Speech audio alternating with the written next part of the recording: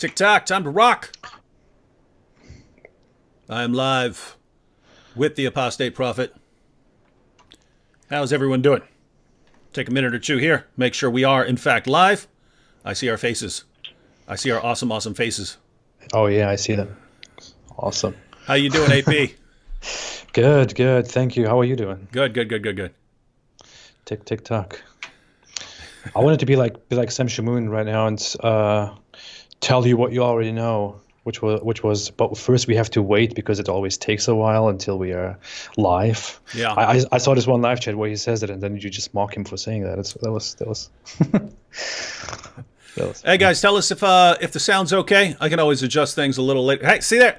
I have this fluctuating microphone. Now it says I'm really loud, even though I'm not moving, not doing anything else. It adjusts automatically, and then anyway, it's not supposed to do that. Everyone, how is the sound? All right. Hey, check this out. We've got first, last here. Hey, first, last. Is that you? Were you the one who got banned on your main channel and this is like a backup or something? Who's first, last? Oh. He's first and last. He was one of my mods, but Sam messaged me today and said first and last got his channel, his YouTube channel banned. So he's like on a backup channel now. Mm-hmm. That's kind of a growing issue, right? So the reason this is important is because we have problems with all of the platforms, but YouTube historically has been the best. Yeah. I mean, not compared to certain other platforms which have like a anything goes policy or something like that. They pretty much don't ban anyone. But of the main platforms like Facebook, Twitter, things like that, YouTube is the best in terms of actually being careful about banning people, whereas Facebook is like, oh, we heard a rumor from someone that you did something, and instead of just clicking to see whether it's true, we're just going to ban you for a week, and so it just makes and Twitter's the exact same way. So and this happened to you recently, right? We were talking right before we started. Yeah, definitely. So this happened not just Twitter, that was a while back, but now you're banned on Facebook. Oh yeah, no, I'm banned on Facebook. I just got banned a few days ago. I didn't even take it seriously. What was your funny crime? thing is, they took out four posts at once, and said these posts go against our community guidelines, and they're completely ridiculous things. You know, they wouldn't normally go against any community guidelines at all. And in some, I'm just making very, very normal comments. In one, I'm just sharing an article from somewhere else. And one is, you know, the website, The Religion of Peace. Oh yeah. And they do this thing annually. There's Ramadan Bombathon. Oh yeah. So I just shared that. Yeah, I made a video. I made a video series like 2 years ago called the Ramadan Bombathon, and my goodness, I mean, you're doing it and you're hoping, gosh, I hope it's not too bad. But it was like every 2 or 3 days there would be like a massive attack, like in Iraq or something like that, and Pakistan, and it was just a bloodbath, and it was like. It's messed up because I say beforehand, guys, did you know that every year during Ramadan, terrorist attacks spike because, you know, people are fasting and they're all, the more you, and we tend to think in the West, hey, the more you focus on your religion, the more peaceful you're going to become. That gets you away from all your political squabbles and stuff like that. And you focus more on your religion, you're going to become peaceful. And then, hey, Ramadan, we're really focusing on our religion right after we come out of the mosque right during our holiest month. Now it's time to go out and blow up a bunch of people. And people still can't figure that out. If the religion you're drawing closer to commands you to slaughter people in the name of Allah, drawing closer to the religion is not going to help you. So anyway, it kind of sucks that you say, hey, terrorist attacks are about to spike and I'm going to report them when they happen. And then it's like endless videos. It sucks because these are people being killed. And lots of the times it was Muslims being killed by another Muslim group. Yeah, I did this thing. I only took the end result, the end result in 2018 or so. Yeah, 2018. I took the end result that they posted on the website and made a very sarcastic comment about it. The religion of peace, Islam, won the race this year, and other religions couldn't come close at all and stuff like that. Just a very sarcastic comment, and they just thought that was completely hate speech, goes against guidelines, banned. Yeah. So I have a 30-day ban right now. Yeah, either they are just extremely sloppy. Well, I can think of three possibilities. They're Either dumb. they're just extremely sloppy. Like they actually get a complaint, and it doesn't matter who the complaint is from. They just, without even bothering to look at what the complaint is about, they'll go ahead and click ban. Right? That's one possibility, right? Like they're just so busy. Like they're getting millions of flags a day, and there's like 4 people working in there, so they just don't have time to actually look at what's being flagged. That's one possibility. Two is that they're actually biased, right? Like they're out to get you too. Like you actually have leftists there or Muslims there, and they're looking for a reason to ban you. And then the third, actually, I forgot what the third was. I had 3 in my mind at first, and then was what I get for They sleep. don't understand sarcasm because they're stupid. That's possible, because I mean the idea we don't know who's working back there, right? But I mean, gosh, these guys, they're either evil, or they're incredibly sloppy, or they're irretrievably stupid, right? Like blocking me for posting something saying "Don't salute Hitler," right? For those of you guys who didn't see that, there's a famous picture of a crowd that was commanded to salute Hitler, and the whole crowd gave the Hitler salute except one dude who stood there with his arms folded, right? And so I posted a picture saying, "Be like this guy," right? And they said this violates our terms on hate speech or something like that. It's insane, right? So someone who would see that, you either have to be a complete moron, right? Like, durr, I don't understand what this means. I think it's got people saluting Hitler in it, and even though it's circling this one and saying be like this guy's not saluting, it's got Nazis, so it's hate speech, right? So you either have to be like that, or you're looking for a reason to block us, or you're just not looking. Well, you remember my Twitter ban, right? For my Twitter ban, it was just a comment where I basically just cited Islamic rules, Islamic laws, and I condemned that. I didn't glorify that or anything. I didn't just make a comment on that. I condemned that and said that is evil. Such rules are evil, and that you shouldn't be like that. And they banned me for that. And the thing is, there was a bit sarcasm included, and I think they were probably not able to understand that. Well, I mean, it's just amazing that you can say, hey, Islam promotes the killing of heretics, the killing of gays, and you can make fun of that, and they accuse you of hate speech, right? You're criticizing hate speech, and then you get removed for hate speech, and that's pretty much everything I've heard of, because everyone's getting banned from Facebook right now. 3 days, 7 days, 30 days, it's happening to everyone. So I got off there. Zone Fighter here says YouTube pulled Christian Prince. What? Which one is that? I think Christian Prince has multiple accounts, but I believe he's been having problems with that for years. The Arabian Prophet is his channel, I believe. Yeah, and the problem is, the more you tick off the keyboard jihadis, the more they come after you, right? The more they come after your content, the more flags they raise, and the more flags they come with, the more likely it is that they're gonna find someone sympathetic on the other end, someone who actually works for YouTube or something, who's going to be like, oh, that is messed up. Yeah, I feel for you. And then, ban the person. Sad state of affairs. It's amazing. Can you imagine? I sit here and say, Nazis did this and this to Jews, and they still do this and this. Don't be like Nazis. Nazis are, of course, that's hate speech. Movement. How dare you say? What did you just say? Not on our platform, buddy. You don't say that on our platform. We only support Nazis on this platform. Yeah. It's amazing. You can't make fun of Nazis. Yeah. Here we go. This is from a Muslim. He says, what happened in Sri Lanka was extremely upsetting. As a Muslim, I completely condemn the attacks, and so have many Muslim speakers and apologists. Well, the Don, we agree with you completely that it's extremely upsetting. And we agree with you that you should condemn the attacks. We agree with you that many people have condemned the attacks. The problem is you have an ideology which keeps leading to these attacks, right? I mean, I posted a video just a couple hours ago. Philippines, earlier this year, in January, bombings of churches. We just had the bombings of churches in Sri Lanka. Earlier, you can go through them. Bombings of churches in Egypt. Bombings of an Easter festival in Pakistan. Over and over again, you've got jihadis thinking that the best thing they can do for their God is to go out and blow up Christian churches and Christian holiday festivals and things like that. How are all these people coming to the same conclusion, right? If I went into my church and I said, hey guys, I got an idea. I want to go blow up a mosque or something.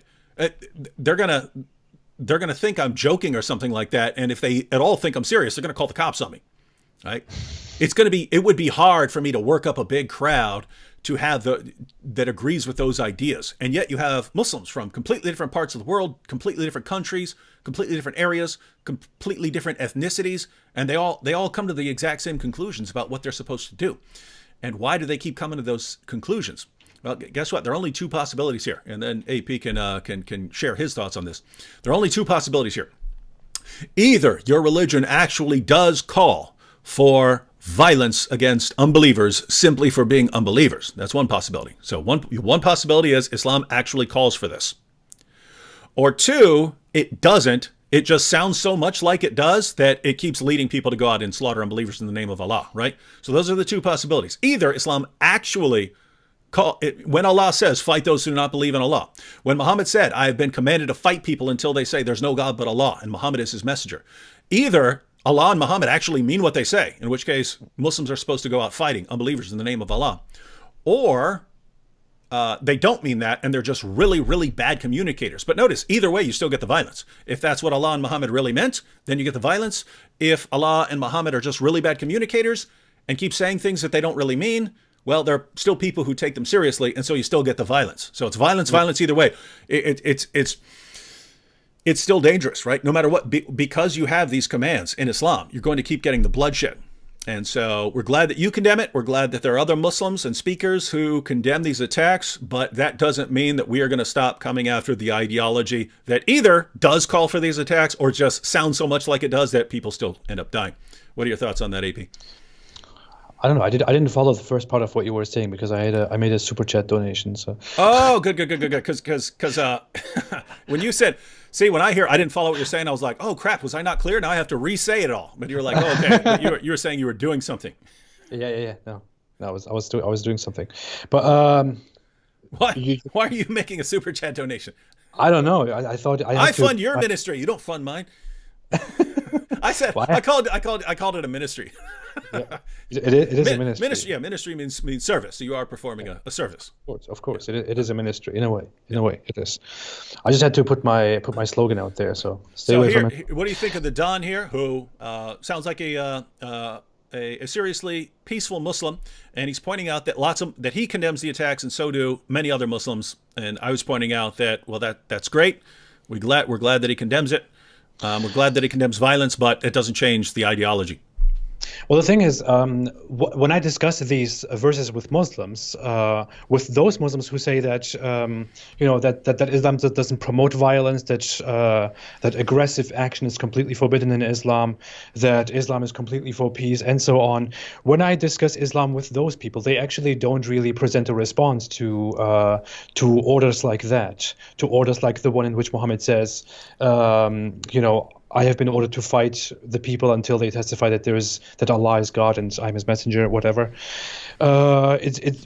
That's usually one of those things that they ignore, or one of those things where they come and say, well, that's a hadith, and you have to really select hadith very specifically. You have to understand them very clearly. The discussion goes into all those directions, but never into what the hadith actually really says and what it means, what Muhammad's intention was there in that sense.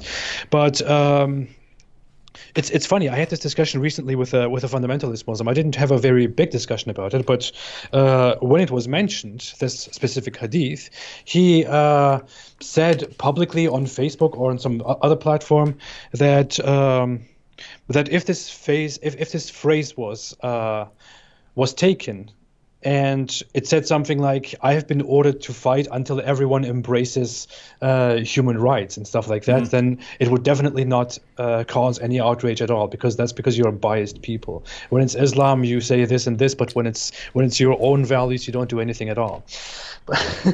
So I don't know. I'm making this point because there is this distinction between those we call moderate Muslims, very wrongfully, and those we call fundamentalist Muslims, and those who are in between but who are also religious. Now, those who are in between but also religious probably have their own reasons as to why they reject such rulings. But I wouldn't even, I don't know who this person was who made that comment, but, oh, the Don, yeah.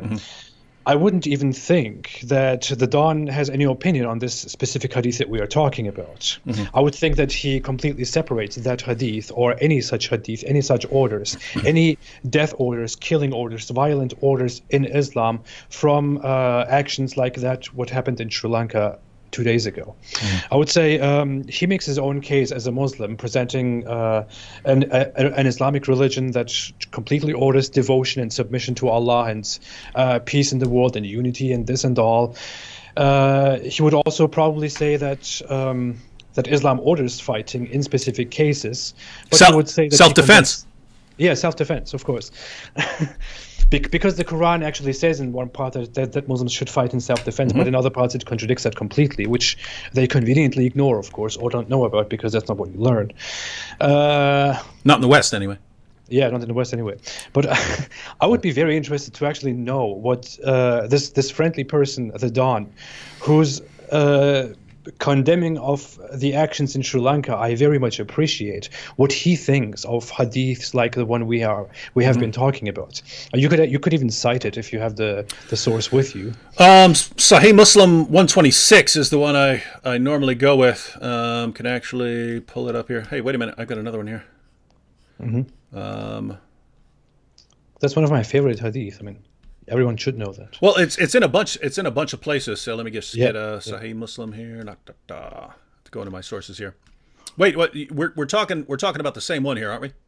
Yeah, the one where Muhammad says, "I have been ordered to fight the people until they testify." Matter of fact, there's a whole bunch just in this section of Sahih Muslim. So where is it? All right, here we go. Sahih Muslim. For all those, yeah, and for all those who don't know how hadith science, as they call it, works, hadith are narrations gathered from people about Muhammad and his companions. And in this case, if one hadith is present in multiple sources, in more than 2 or 3 or 4 cases, in which is the case with this specific hadith, then scholars are sure that the hadith is completely authentic and can be completely verified and traced back to Muhammad. So Muhammad most definitely said that, according to the vast majority of the Islamic scholarly consensus.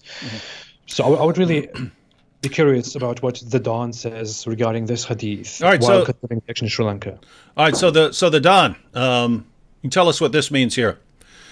It was narrated that Abdullah ibn Umar said, this is Sahih Muslim 129 in the Darussalam edition. I think it's in the 30s in the online edition, which is made which is put together by a different company. But you can go to kalaballah.com and get the Darussalam edition that I'm using here, and so you've got it in English and Arabic right there. But Sahih Muslim 129, it was narrated that Abdullah ibn Umar said, "The Messenger of Allah said, I have been commanded to fight people until they bear witness." Notice, I have been commanded to fight who? People. Now, this is what I meant earlier when I said if he means something else or something more specific, he's a really bad communicator, right? Because because what an average Muslim wants to say here is, oh, when it says fight people, he means people who are attacking you. Okay, well, if he meant people who are attacking you, is a really, really bad way of saying it, right? So it was narrated that Abdullah ibn Umar said, "The Messenger of Allah said, I have been commanded to fight people until they bear witness that none has the right to be worshipped but Allah, and that Muhammad is the Messenger of Allah, and they establish the Salat and pay Zakat. If they do that, then their blood and wealth are protected from me, except for a right that is due, and their reckoning will be with Allah." Now notice what he says. I'm coming to fight you until you believe in Allah and believe that Muhammad is his messenger, and you do your salat and you pay your zakat. If you do these things, then your blood is safe. Your blood is safe. Other than that, he's coming to kill you, right? So what we're wondering is, this is what I mentioned earlier when AP was too busy doing a super chat to pay attention to my brilliant argument that there are only two possibilities. He either means what he says here. He means, I'm coming to fight you because of what you believe, and I'm not going to stop fighting you until you do what I want. Your blood is not safe from me until you do what I want. Either he means that, or he means something completely different, and he's just the worst communicator in the world. Either way, you still get the attacks in Sri Lanka, right? You still get that, because there are people going to, even if he doesn't mean this, there's still people going to read that and say, wait a minute. Surah 4, verse 65 of the Quran says, I can't have any sort of disagreement with Muhammad. If I do, I'm not a real Muslim. So I have to mindlessly accept whatever Muhammad says. What's it say here? Oh, you got to fight. You got to fight people until they believe. And until they do, you just keep waging jihad against them. So I've still got a lot of comments to scroll through here, but we're interested in what you, the Don, and other Muslims have to say what he about says, these passages. I have been ordered to fight the people. He doesn't mean people who are standing in front of me and threatening me with their swords, attacking me, trying to behead me. It says just people. Fight against the people. The whole hadith makes a complete distinction between the believer and the disbeliever, and orders to fight the disbeliever until he becomes a believer, so that he is protected by Islam. Otherwise, he's not protected by Islam. He's subjugated or killed. All right, hang on, check. Jennifer's saying, my mic is too loud. I told everyone, I have this problem with this thing automatically adjusting. It will tell me it's too low, and then it will automatically adjust higher. And I will adjust it higher, and it will tell me and then it will adjust to lower, and cannot figure out what I need to bring a tech guy in here to break this down, because I couldn't find any articles on this or anything else. This isn't supposed to do that. There's nothing on my computer that's supposed to be doing that. But I've used two different microphones here. The one was doing that, so I thought it was the microphone. I got a different microphone. This one's top of the line. It's still doing that. So, all right, I just got mic problems. Can you make my voice louder instead? No, she said it was too loud, like to where it's clipping, right? Like it's if it's up too loud, it's getting distorted. All right, I'll just keep tweaking it. Hey, did you see this? This is from Munir. He says, I don't know about you, but I'm looking forward to being called Christmas worshiper in a couple of months. Oh yeah. Did you hear about that? Did you see that? That's crazy. Yeah, I did. Do you want to tell everyone what that's about? Well, you mean the whole Hillary Clinton, Obama thing? Yeah. Did you follow that? Well, yeah. Well, I even have the tweets ready. I posted them just earlier today. But what happened is basically when the Christchurch attack happened, Hillary Clinton and Obama both said that they're upheld by this attack on Muslims, and that we will always stand with our Muslims and stuff like that. But they explicitly said Muslims. They said that Islamophobia is a problem, that they stand with Muslims, and so on. But when this attack happened in Sri Lanka, the only thing they said about the people who died was, we must stand united against violence in this horrific attack on Easter worshippers. Yeah. Easter worshippers. Yeah. Did you see Ben Shapiro's clip?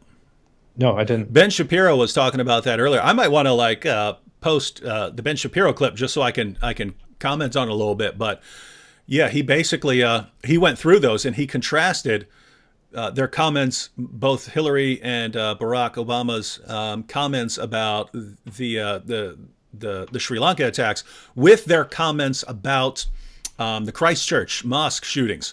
Mm-hmm. And completely different, right? It's yes, these Muslims were targeted, and we need to do everything we can about Islamophobia because of all the hatred against Muslims. They were commenting things like that. And then with the Sri Lanka, they wouldn't even say the word Christians, right? It's Easter worshippers on this holiday for all people, or something like that, for many people. It wouldn't even very, very different. Like, we can't say Christians because that's bad. That's not cool. Yeah, that's messed up. Look here, Hillary Clinton says, after the Christchurch massacre, she says, my heart breaks for New Zealand and the global Muslim community. We must continue to fight the perpetuation and normalization of Islamophobia and racism in all its forms. White supremacist terrorists must be condemned by leaders everywhere. Their murderous hatred must be stopped. Notice, went right for the ideology, right? White supremacist, because that's what was, there are people who say it wasn't. Guys, look at that manifesto, right? You could say You could say not white supremacists. You could say white nationalists, because there is kind of a distinction, right? White supremacist means like white people should rule supreme. White nationalist just means, hey, white people should have their own homeland, and other people can have their own homelands and stuff like that. So there are white nationalists who'll say, yeah, Asians are smarter than us, but that doesn't mean that we shouldn't have our own country or something like that. So they basically want the races separated, right?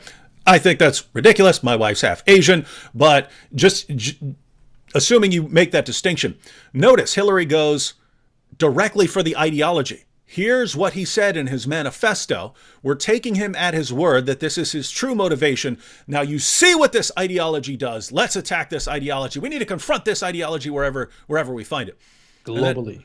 And then you've got jihadis. Allahu Akbar, we're slaughtering you in the name of Allah because of what our book says right here. And it's, let's completely ignore that. And the end result of this is basically Ilhan Omar, right? Some people did something somewhere to someone, right? That's about as specific as you really want to get. Any more specific than that, you're going to start having to deal with, jihad and what it teaches. Anyway, hello to all Easter worshippers. Thanks for being here again, dear Easter worshippers.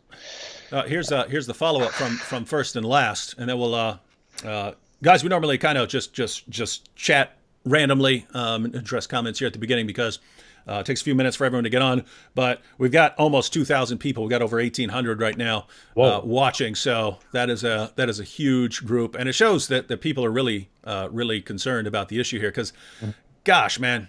Well, let me go and just point out what happened the first and last year, because guys, this is also a massive concern, right?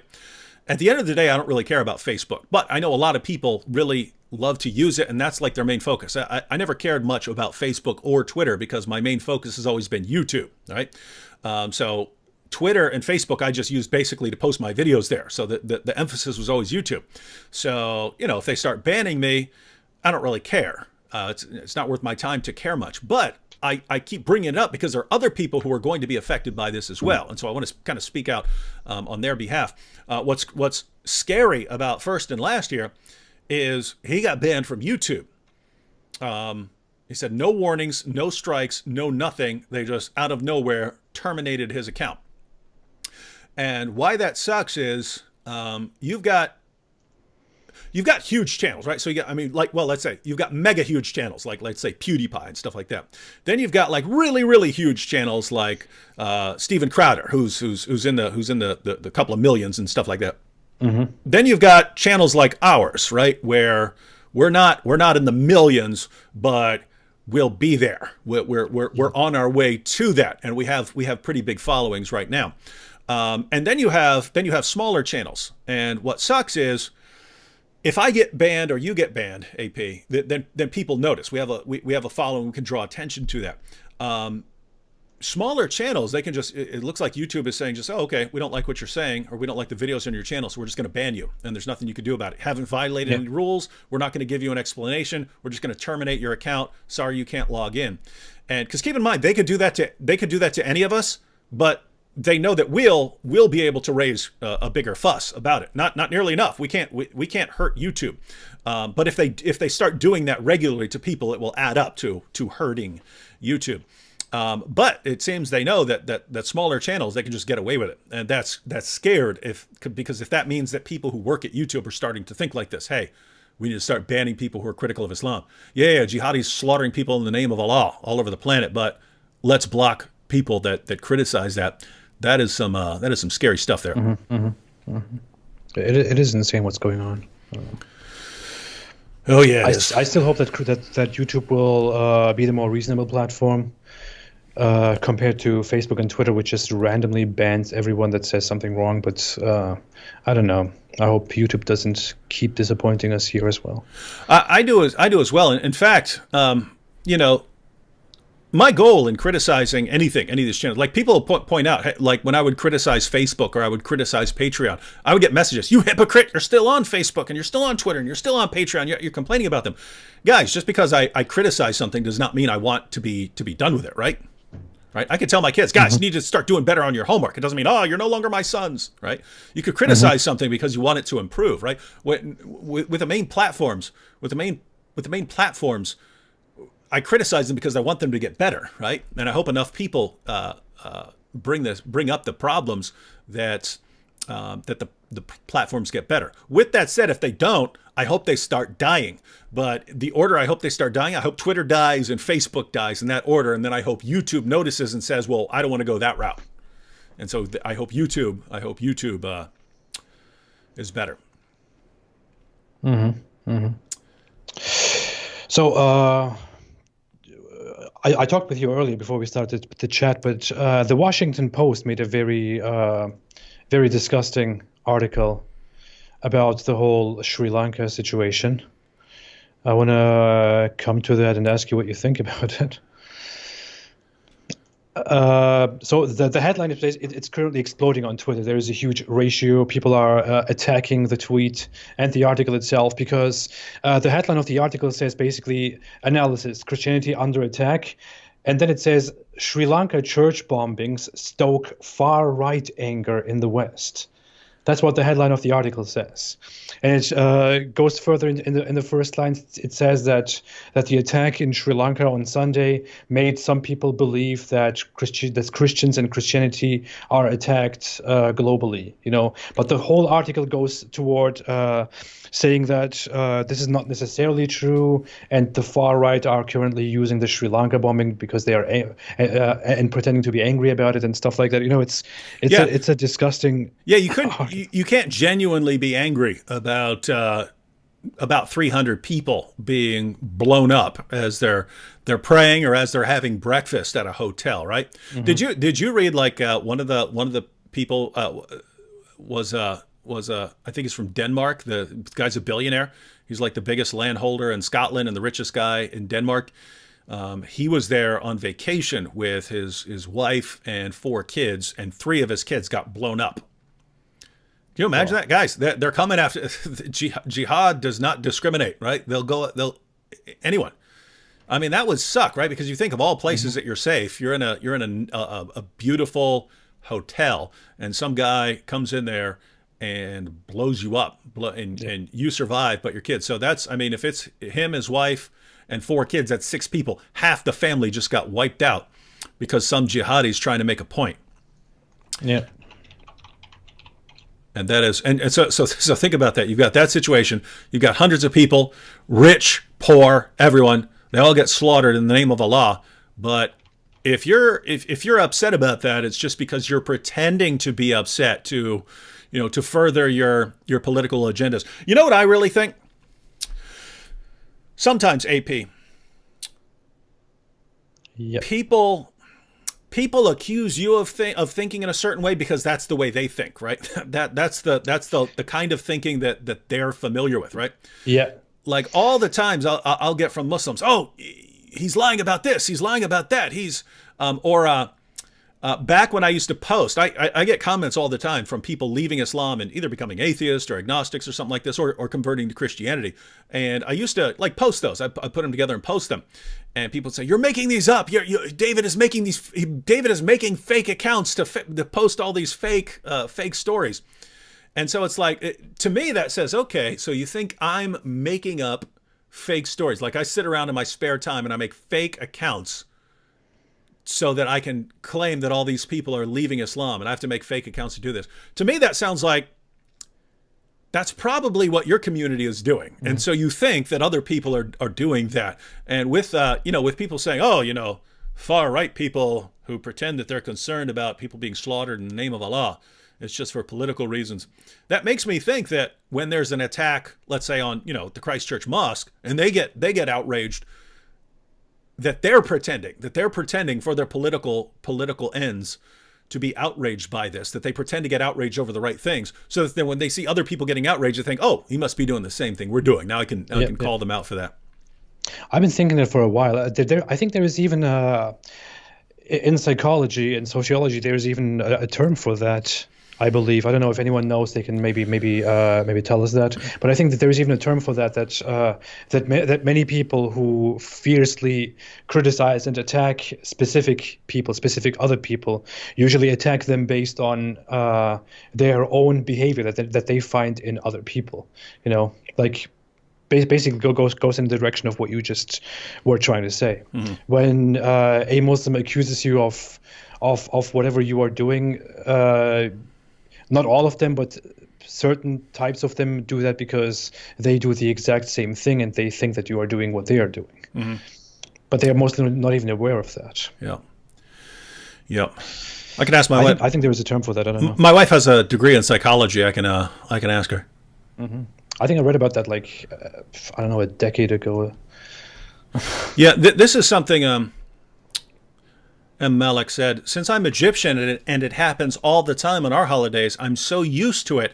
It's the norms there. I really hope it doesn't become the norms in Sri Lanka. May God protect his people.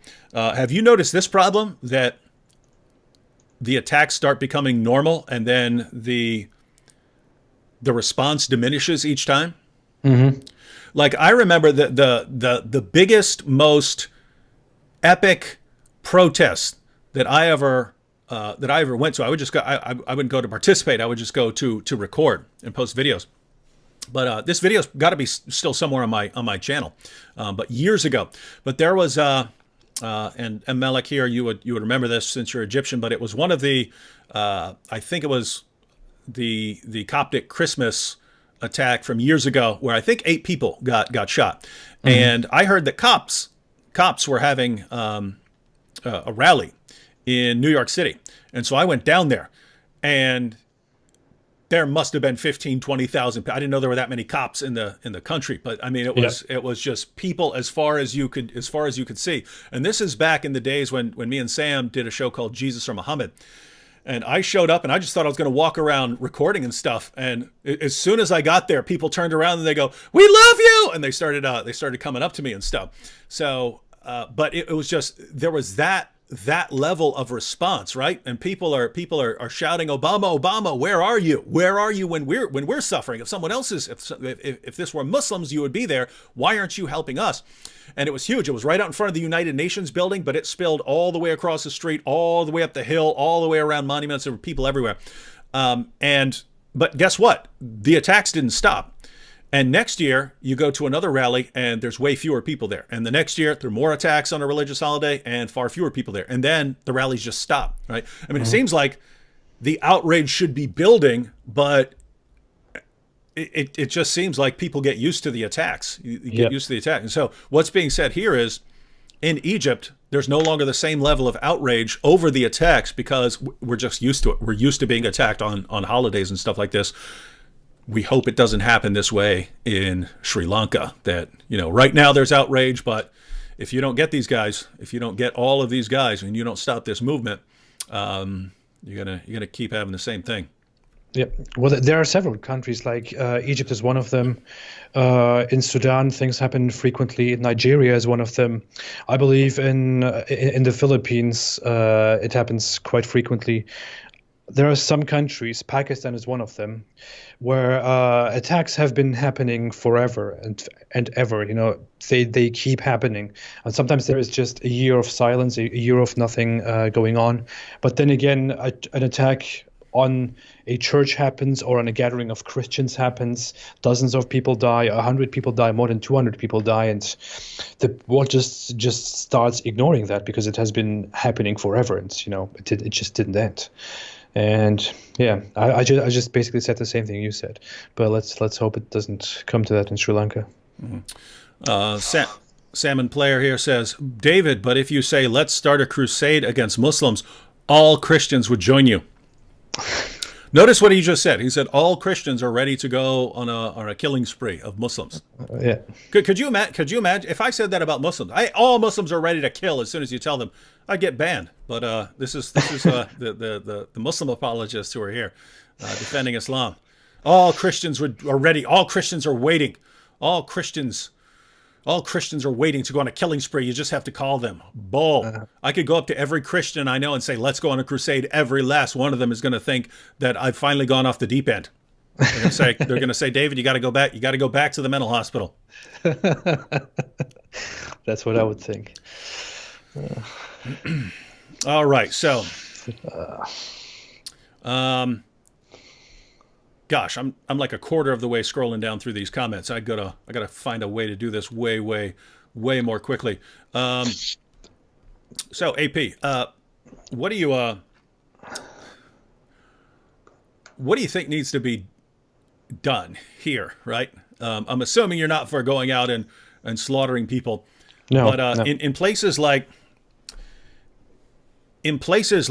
Sri Lanka, right, where you've got Christians who are a minority, you've got Buddhists, then Hindus, then Muslims, then Christians. No, notice those punk jihadis. They went after the smaller group, not after the bigger group that would crush them, right? You cowards! What a bunch of sniveling little cowards! They're blowing themselves up, but they're sniveling cowards. Their reasoning is, well, since the Christians are such a small community, there won't be as much of a backlash as. In other words, they know they're dying because they're blowing themselves up, but they're worried about like their jihad group and stuff like this. They don't want it to get wiped out, so they went for the easy pickings. Unless they just really hate Christians more than they hate Buddhists, which according to the Muslim sources, they should like Christians more than other groups because we're people of the book. But we the always Quran says Christians would be closer to Muslims than say Jews, for example. Yeah.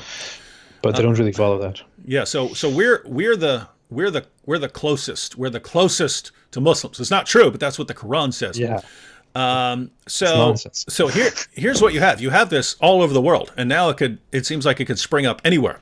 It happens pretty regularly in places like Egypt and Pakistan, where you have minorities of Christians and a massive Muslim majority. It happens in places where you have a Muslim sect that's a minority to a larger Muslim sect, and then you'll have the terrorist attacks. But I mean, gosh, here you have. I mean, think about this, right? You kind of. It's not surprising to have the terrorist attacks in a place like the United States or in a European country because there's the terrorists can justify what they're doing. They can justify their calls for violence, right? They say, look at what the United States has done in the Middle East. Look at what Great Britain has done. This is why we have to go and fight them. Yeah. What in the world is Sri Lanka doing? That means they could just go start slaughtering people anywhere. And you could say, well, because of the civil war that we had in the past or something like this, but the Christians aren't hurting you, right? Why are you going after these guys? That means it's just a religious basis, and this is a small, seemingly insignificant group that just killed 300 people. I couldn't make sense of that. Why? Why Sri Lanka? Why Christians? Yeah. So anyway, the point is that's creepy because that just means it can pop up anywhere, right? You again, you could be having breakfast with your kids or something like this, and you all get blown up in a place that you would think is the safest place in the world, right? So, I mean, it was dangerous years ago, but it has become like a vacation spot, like an awesome, beautiful vacation spot. It's one of the most beautiful places in the world. And now bloodbath. Yeah. So I saw this comment earlier, which was from the Islamophobic prophet who tries to be me. Yeah. I don't know what exactly the wording was, but it was something like, oh yeah, I got it. So AP and David, what's the solution? We already know what's happening. Sorry for being rude, but what's the point? What's the solution? Yeah. That's what I was trying to get with you, because Robert Spencer and I have actually talked about that before. What are your thoughts on that in terms of talking long-term global? Now with specific small-scale stuff and terrorist attacks, that's got to be like military response, and you hope your intelligence services are doing a good job and stuff. But that's the best you can do with a specific terrorist attack, right? Like when people, because this happens all the time in the United States. When we lived in the Bronx, we heard about, it was like 12 or 13 attempted terrorist attacks in New York in a row that were caught. They caught them ahead of time, right? Because they had really good intelligence. So with specific attacks, it's something like that. But with that, it's just a Band-Aid, right? And you're not going to catch everyone, because you always have people who are just going to grab a truck and go plow it into people. And how do you stop someone like that? So short term, you have to have stuff like that. As far as long term, what do you think the long term solution would be? I don't know. I mean, it's a question that we often get, that I often think about, but I can't really. I don't know. It's a very hard thing. In the case of Sri Lanka, for example, the media reports that the police even Yeah. knew ahead that something was going to happen, that this group was planning something, that they had reports of this group planning several attacks, but the police didn't react. The intelligence services didn't react because I don't know why. They were afraid of steering more controversy or division between religious groups, or they didn't take it that seriously, or they thought they could prevent it on the spot. But they didn't actually interfere. So they could have prevented all of this, but it didn't work.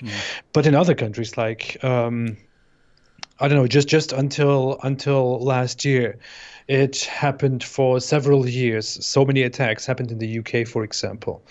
They happen in many other countries, in many non-Muslim countries. I'm not gonna go into the Islamic world and how they deal with this whole situation, because that's a whole different story. They can't deal with this whole Islamic terrorism situation the way non-Islamic countries deal with it. But non-Muslim countries, how they would deal with it, I think it's easy in a way to tackle this issue. It's hard in a different way. It's easy in that they should start taking the threat of extremist Islamic gatherings and organizations seriously. In the West, for example, we have this issue that when someone talks about Islamic terrorism and Islamic extremism, when we talk about Islamic fundamentalism, we can cite several mosques. We can mention several mosques and institutions and regular gatherings in Canada, in America, in the UK, in Germany, in Sweden, and many other European countries, where you can find extreme examples of what Islam can look like.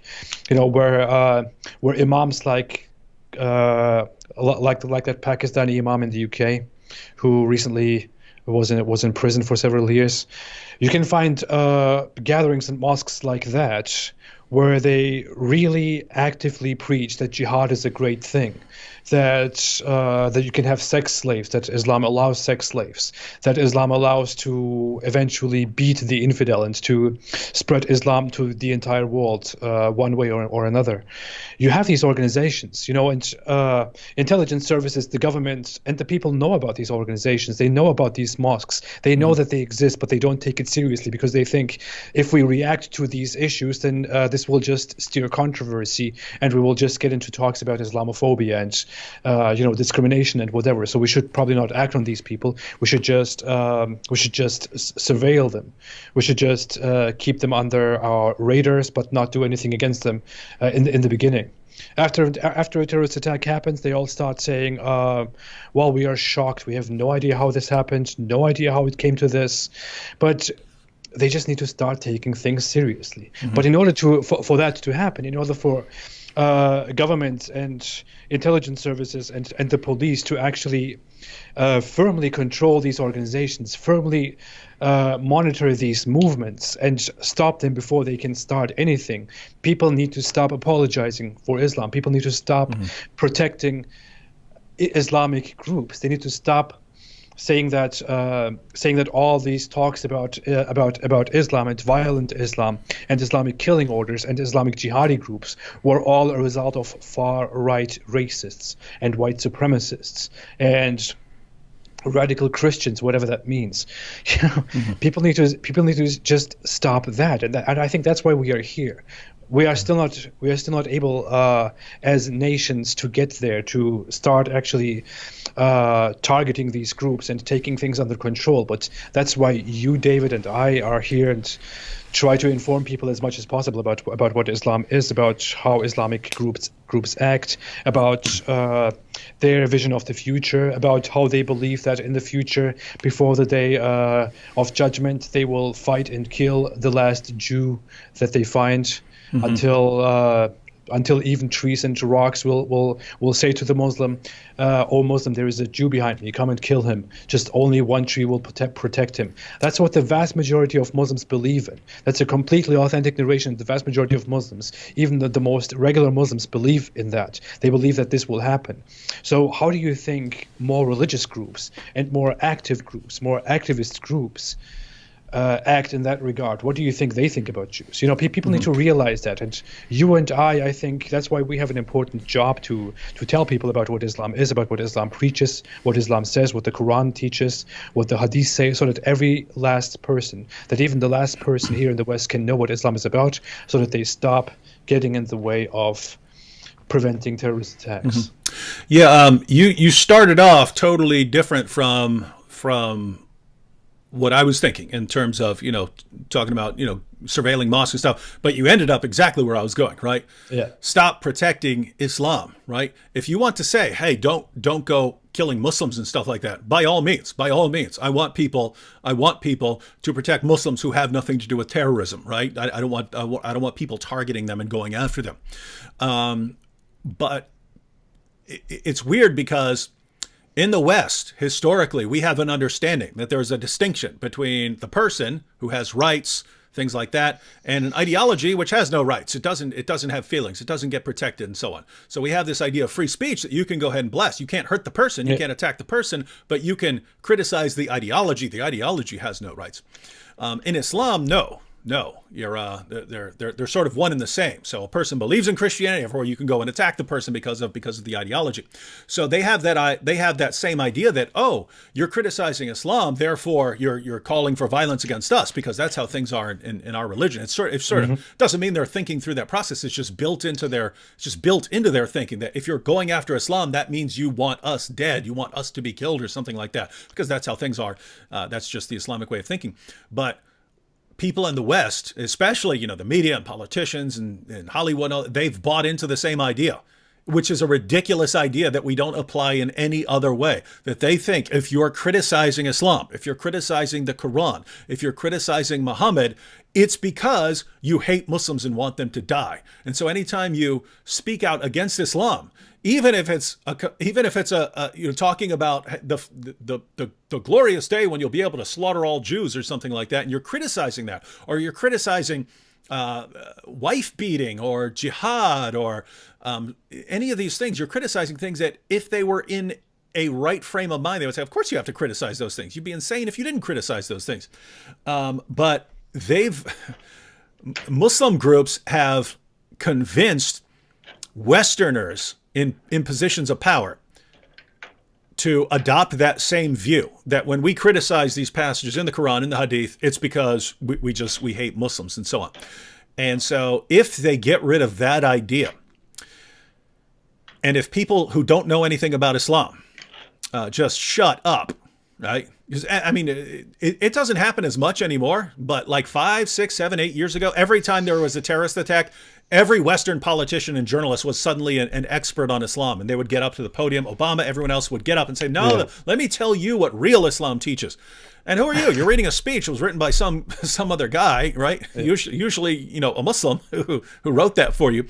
And who in the world are you telling us what Islam teaches, and that you've got it right, and all these jihadis, they've got it wrong. But if they would just be quiet, and it would become acceptable to criticize and question and challenge Islam. Guys, I've said it before. I'll say it again. I believe that is all you need. For some reason, whenever I say that, people say, no, you have to go on a killing spree. The only way to deal with this. Guys, how do you know? Just think about the situation right here, right? Politicians praise Islam. They say it's wonderful. The media, journalists, they praise Islam. They say it's wonderful. Only a bigot and a racist would criticize it. It's something so wonderful. Educators, college professors across the board. Islam is wonderful. The only people who would ever criticize this are racists or bigots or hate mongers, people who just hate Muslims. Hollywood, that is the unified message of Hollywood. The only people who would ever criticize anything having to do with Islam are racists and bigots who just want to go out and kill all Muslims. That's the message from pretty much all the sources of authority in the West. Churches, there are many churches who are like that, right? And then you've got people like me and the Apostate Prophet and Sam Shamoun and Abdullah Samir, and we're sitting here and we're making videos on YouTube and we're saying, hey, Islam's got a problem here. Well, if everything you've heard from politicians and the media and educators and entertainers is all telling you, hey, the only people who criticize this are really, really sick, evil people, and then you hear us saying critical things, what's the natural reaction? Oh, gosh, these guys must be nuts. Right? These guys must be nuts. Right? So think about that. It's us. It's a few guys on the internet, and not just us on YouTube, but there's some people on YouTube. There's some people who write articles and books and stuff. But it's the people who are active in this area. It's a really, really small group of people. So when people out there say, "Oh no, the only way to deal with Islam is to go on a massive killing spree and stuff like that. You just have to go kill everybody." Blah blah blah blah blah. How do you know, right? It's never been tried. We've never been in a situation where instead of everyone in a position of authority protecting Islam from criticism, protecting Muslims from hearing from people like the apostate prophet, shielding Muslims from this, it's actually all over the place. In other words, imagine a world where it's actually on CNN or something, right? Or it's on 2020. It's on 2020. Guys, we did some investigating on the Muslim claim that the Quran has been perfectly preserved. We went to some of the world's greatest paleographers and so on to talk about the manuscript traditions here and blah, blah, blah, blah, blah. And we found out, gosh, there are tons of differences in the Quran. Entire chapters came up missing. Large passages came up missing. All this. And you had a special on that. That's just factual. It's factual information. Well, guess what? Now it's not just a couple of us on YouTube saying, "Hey guys, the claim that the Quran has been perfectly preserved is idiotic nonsense that you've been lied to about." Now everyone sees it and everyone knows it. Well, guess what? If you do that for all of the core Muslim claims, it's a completely different situation. So anyway, the point here is, guys, just don't jump to conclude. Besides that, I just want to say, those people out there who say, "No, we need to go to war. We need to go on a killing spree." You're either thinking that you're going to do this with you and a couple of your friends, maybe, in which case, no, you're going to look like an idiot, right? You're going to go out and kill someone, and then you're going to get shot, or you're going to go to jail, and everyone's going to use you as an example of why all criticism of Islam needs to be shut down, right? That's exactly what happened to Christ Church, right? This guy goes and he shoots a bunch of people, and we all get shut down. We all get shut down. We got nothing to do with that. I can't think of any viewpoint I hold in common with that guy. And here the Muslims will say, "Oh, but you're both against it." That guy didn't care about Islam. Yeah. He said he didn't care about Islam. He said he was after them because of their skin color, right? That is a view I do not share. I think that is a ridiculous position. So I share no view in common with that guy, and yet I get banned over something that he did, right? That's what would happen if you and a couple of your friends go out and decide to go kill Muslims, right? So Absolutely. The only way you could get what you actually want, right, really deal with the problem of Islam, is if like entire nations were on your side and nations united and so on. But guess what?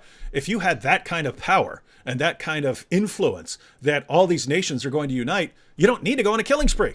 Just stop protecting Islam and allow people to criticize it and point out what it teaches. And yes, you would still have Muslims, but you're going to have a lot of people leaving Islam. You're going to have so many people leaving Islam. And I'll tell you what, 10 years ago, there was almost no one talking about Islam, right? There was almost no one talking about Islam. I remember I posted the Danish cartoons like back in like 2006 or 2007, a blog. I got all these messages. "Are you insane? They're going to come and kill you." Why? Because there weren't enough people who are doing things like that. Yeah. Whereas now there are tons of people. There are tons of people doing it. What do you think it's going to be like 5 or 10 years from now if we don't get shut down? So the idea is this is growing. We are at the first time in history where we have access to Muslims around the world. For 14 centuries, Muslim leaders have been able to keep their people insulated from hearing the truth. Now we have access to anyone with an internet connection, right?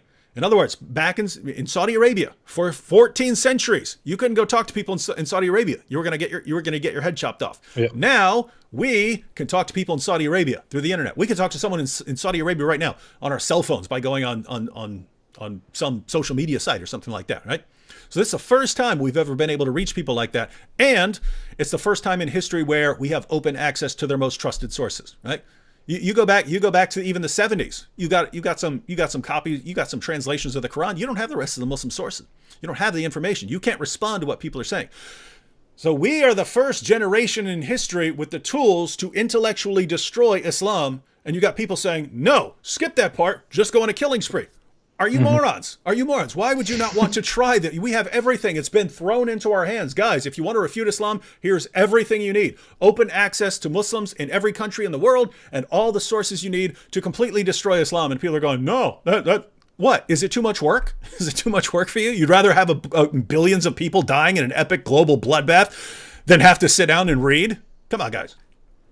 this is really the best way we can handle the situation, and we should be sticking to this.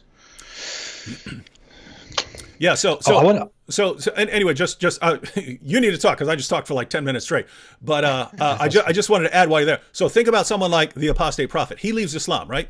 But then his YouTube channel blows up. So you know what's happening on his channel? It's going to be a bunch of little baby apostate prophets, right? And they're going to grow up, but they're going to leave Islam, and lots of them will go on to just live their lives and work and things like that. But some of those little baby apostate prophets, they're going to spout into other YouTubers, right?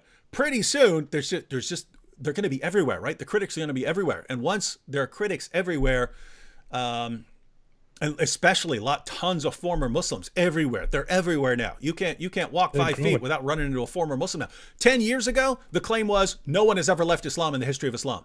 That I heard that wherever I went. Anyone who says he left Islam is fake. He's lying. He's a Christian. He's been a Christian all his life. He's being paid every single time, right? Now it's undeniable because they're everywhere. So this is growing. If you reach a critical mass where they can no longer be shouted down, that's ball game. That's ball game. Now religious authorities in Islamic countries are trying to block us, are trying to block access to these channels. They're trying to block access to my channel, to your channel, so that people don't see them, so people don't leave Islam. In Saudi Arabia, religious authorities say that that rising apostasy, rising atheism, and rising interest in different religions is becoming a national problem. That's what they just said a few years ago. In Turkey, well-known religious teachers on TV are saying that many mothers are complaining that their kids are being influenced by people who inform them about Islam, about flaws in Islam, and their children are leaving Islam, and they are very concerned. This is becoming a huge problem. In many other countries, we have the same issue. There are so many people who get in touch with the world and see what this whole religion is about, what other religions are about, how cultural differences make them look and others look, and how it really feels to be different in this world, to be a Muslim in this world, and to be a Christian, say, in this world, or just in general a non-Muslim in this world. How all the flaws about Islam that people talk about, they see these things and they start leaving Islam, and this is becoming a problem. And all those people who say no one who is a Muslim would ever leave Islam are being proven wrong every day. This is becoming a reality, and we need to keep doing this. We need to keep fighting this fight. We are doing the right thing.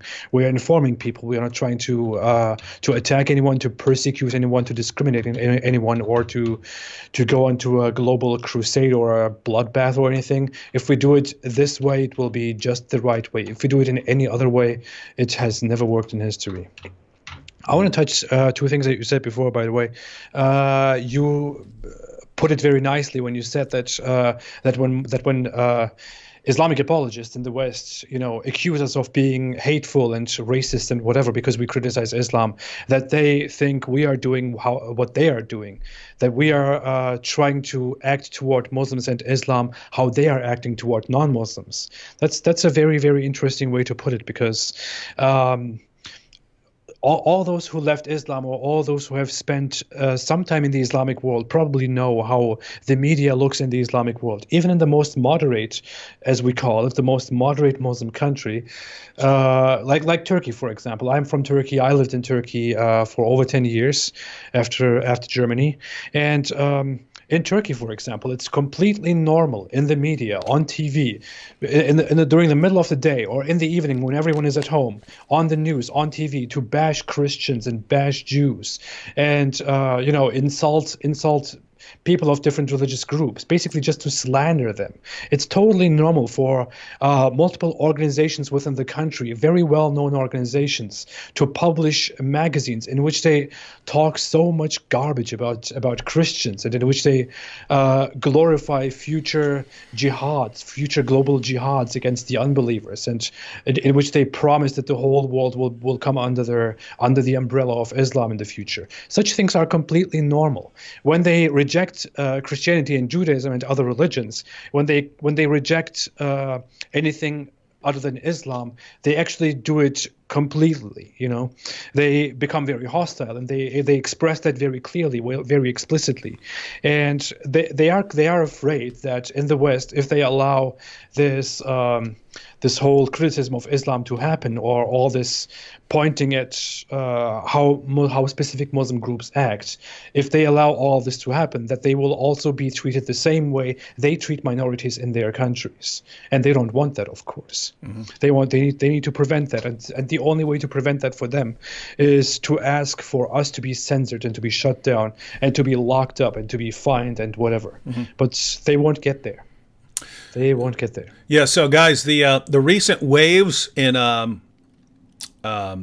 false flags trying to have people banned and stuff, that's all related, right? You have lots of Muslims who are worried about the future of their religion, and they know it can't stand up to criticism. So they have to. Their only hope is to have people like the Apostate Prophet, like everyone else on Facebook, like people on Twitter, have them banned. Especially Apostate Prophet. Yeah, you got to have him banned, right? You have to. So they understand. And so when something like the Christchurch mosque attack happens, they look at that and they say, ha, now's our chance. We can use the dead bodies of our fellow Muslims to go after these guys that we've been calling for them to get banned, but now we can go to Facebook, now we can go to Twitter and say, the reason these guys are getting killed is because of guys like this. It's guys like the Apostate Prophet who just got these guys killed by a white supremacist eco-fascist. So could you please shut down their channels, please? And then they get some sympathetic people on the other end. Well, gosh, I don't want these guys spreading hate against Islam, an ideology that has no feelings, right? So yeah, we have to shut them down. But that is their goal. That is their goal. They understand that in order to protect their religion, they have to have us banned. But think about that. If even Muslims are convinced that they have to shut us down or their religion is in trouble, what's that mean? It means if they don't get us shut down, their religion's probably in trouble. They see it, right? We see it, they see it. You have lots of people who don't see it because they're not paying attention, but we see it, and we know that. So, guys, before you go around calling for epic bloodbaths and wars and stuff like that, just think, what are the jihadis really terrified of, right? What are the fundamentalists really terrified of? They're not terrified of armies. They're not terrified of people coming and killing them. Right? They believe they're going to Jannah. What are they scared of? They're scared of their religion being exposed. That's what they're scared of. So if they're worried about it, then we should think, oh, maybe there's a reason they're worried about that. And the reason they're worried about it is they see when someone leaves Islam, it's because they just found out a bunch of new information and realize they've been lied to.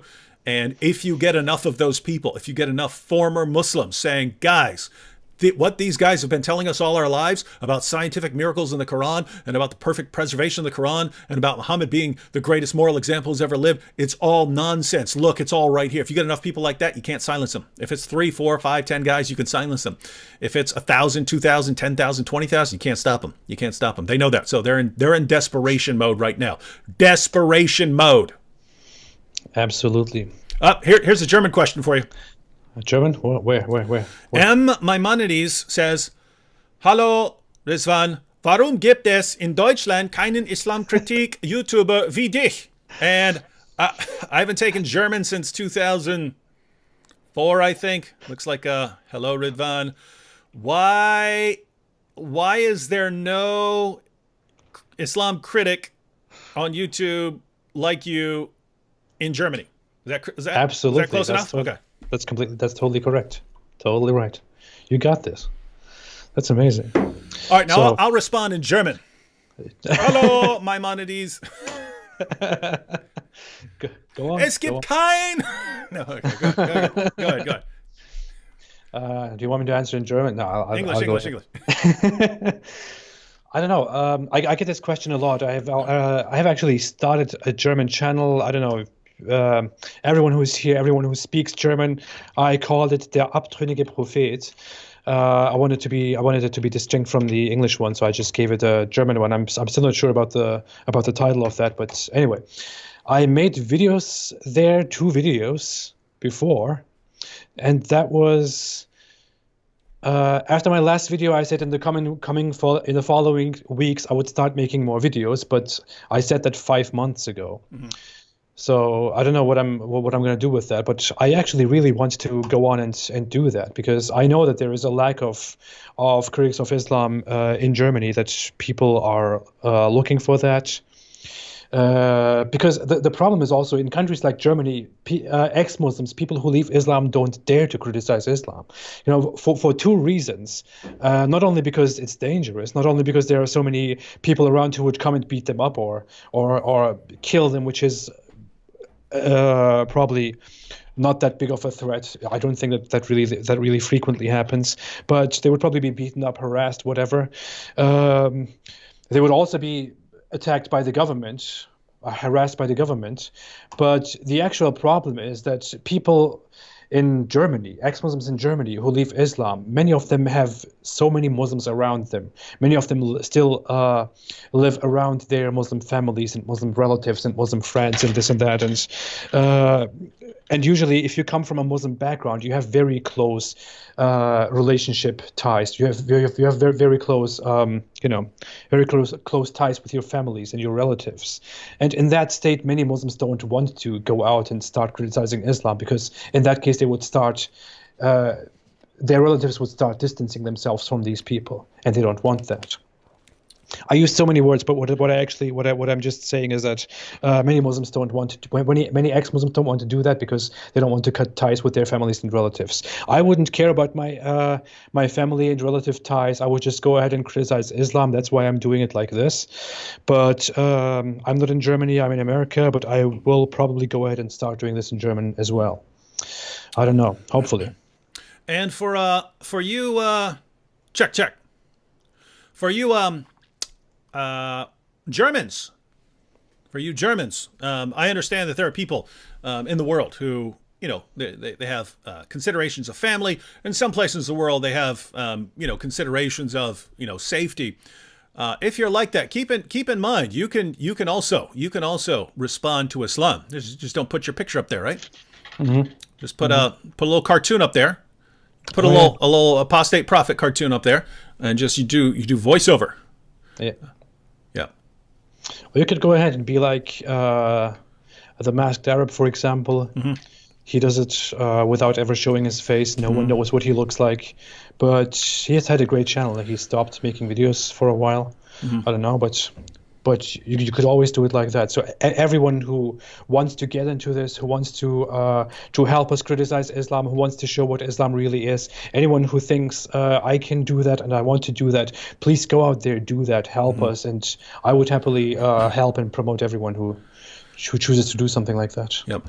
And another way to do it would be to take, let's say, Apostate Prophet's videos and download them, dub over them. So you translate as you're going along, dub over that, stick that on your own channel, and then no one sees your face, or add subtitles to them. So there's a couple ways of doing things. Hey, check this out. This is another example of what we're talking about. Malik Qasim here says, Apostate Prophet, peace be upon you. Why is your channel blocked in Pakistan? Dude, it sucks trying to find your new videos. This is exactly what we're talking about, right? Yeah. They have to shut down. Now, one of the things that's really shocking is when this happens with like my video about a cat not walking on the Quran, that you'll have Muslims all over the place getting millions of views on videos claiming that a cat won't walk on the Quran, and then I'll put a Quran on the floor and a cat walks all over it, and I'll put that video up there and I'll say, guys, this is a lie. And the nation of Pakistan says, YouTube, you have to block this video. We can't allow that. So what kind of nation do they want? They want a nation where people can lie to people and say, this is a miracle of Islam that a cat will not walk on the Quran. They want a nation where the lies are heard by everyone, but the truth, which is so simple, just actually do it. That's never heard. That's blocked. So they want the lies. They want the lies, right? And that's the only thing they can see to do to defend their religion. Because just imagine, right? Well, why would they be scared of me pointing out that something is a false claim? Yeah. If I say, hey, that is a false claim, these guys are lying to you, I can prove it. If you think that your religion stands upon good evidence, if a Christian gave the stupidest argument ever for Christianity, and I thought this is a really stupid argument, It's based on a lie. And some other Christian went and exposed that, or some Muslim exposed that. I wouldn't say, oh no, we have to block that Muslim from exposing this lie. Why would I do that? If it's a lie, I want it exposed. But you've got in Islam, no, we want the lies. We want the lies. See, I'm searching on my in my email inbox for all those emails that I receive, which tell me that the government of Pakistan complained about the video and had it blocked in Pakistan.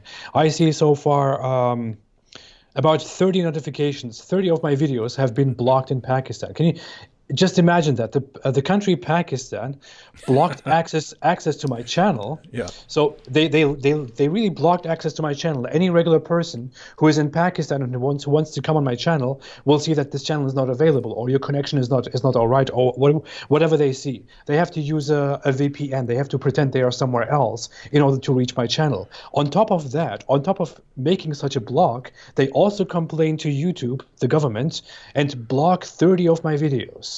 You know, blocking my channel is not enough. They also want to go ahead and block my videos.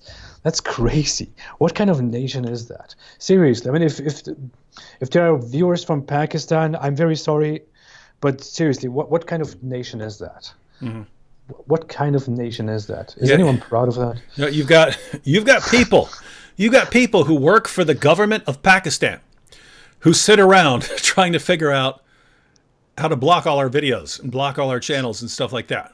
Right? Makes me feel kind of special. There's some guy sitting in the government of Pakistan keeping track of our videos and just complaining about them to YouTube. That's amazing. This guy's getting paid. His job is to block our stuff and to constantly contact YouTube and say, "Can you block this? Can you block that?" We can't allow people to actually get that information and come to an informed decision about Islam. We can't allow that. We have to keep them in the dark. We have to keep them in the dark. Can you imagine that there's this guy in the government of Pakistan, whenever you post a video, he receives a notification, David Wood just uploaded a video, and he's like, okay, I have work to do again. And then he goes and files a complaint about that video to YouTube.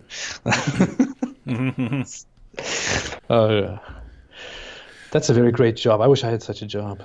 Hey, check out Omar Mujahid here. You will never stop the spreading Islam. Smiley face, smiley face. One God, not three into one.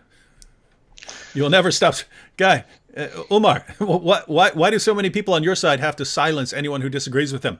Either by killing them, as they do in Muslim countries, or locking them up or something like that, or by trying to have them blocked and banned. The people who do this are cowards, Umar, right? And that is very common. Have you guys ever heard of me trying to get someone banned and deplatformed from YouTube or Twitter? Keep in mind that's different from blocking people. If you don't want to hear from someone on Twitter, you have the ability to block them, right?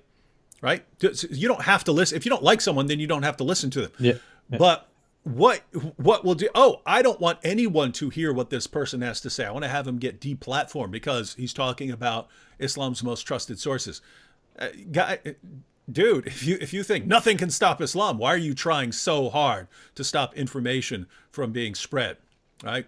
You know you're scared. You know why you're scared. You know what's in your sources. The vast majority of the world's population doesn't know what's in your sources, and you don't want them to know what's in your sources. If you really thought it was true, why wouldn't you want everyone to know, oh, look how glorious all this information about our prophet cleaning the semen stains off. I mean, Aisha cleaning his semen stains off his robe before he goes to the mosque. All the sources that we have on that, Muhammad telling his followers how to pluck their armpit hairs and stuff. What? Why would you be so scared of people having that? Shouldn't you be shouting that stuff from the rooftops? Our prophet had sex with a 9-year-old girl. It's so wonderful and glorious. You should all know that he is the greatest. No, you don't want anyone to know that stuff, right? So you're ashamed of him. You're trying to hide it, and that's why you're trying to get people deplatformed. Next. He also had a dozen wives, by the way. We have a great prophet. No, he couldn't have, because the Quran says you're only allowed to have 4. But the prophet is special. You mean like in Surah 33:50, where Allah says that Muhammad and only Muhammad can have more? Yes. That's not convenient at all. That's not suspicious. Hey, Umar, how about that time when your prophet swore an oath to all his wives, because he had tons of wives, that he swore an oath to his wives that he'd stop having sex with his slave girl, marry the Copt. Oh. And then Allah revealed, Surah 66, verses 1 to 2. Hey, I didn't tell you to take that oath. You get right back to having sex with your slave girl. I didn't tell you that. So Allah orders Muhammad to break his oath. Yeah. Don't listen to your wives. Enjoy your sex slave. I allow that. I am Allah, the Almighty. That's not suspicious. or Muhammad, Surah 33, verse 37. Hey, Muhammad, you know what I really need you to do? I need you to marry and have sex with the wife of your own adopted son. I need you to do that. But there's a reason I need people to do that. So I need you to do that so that other people will understand that it's okay to do.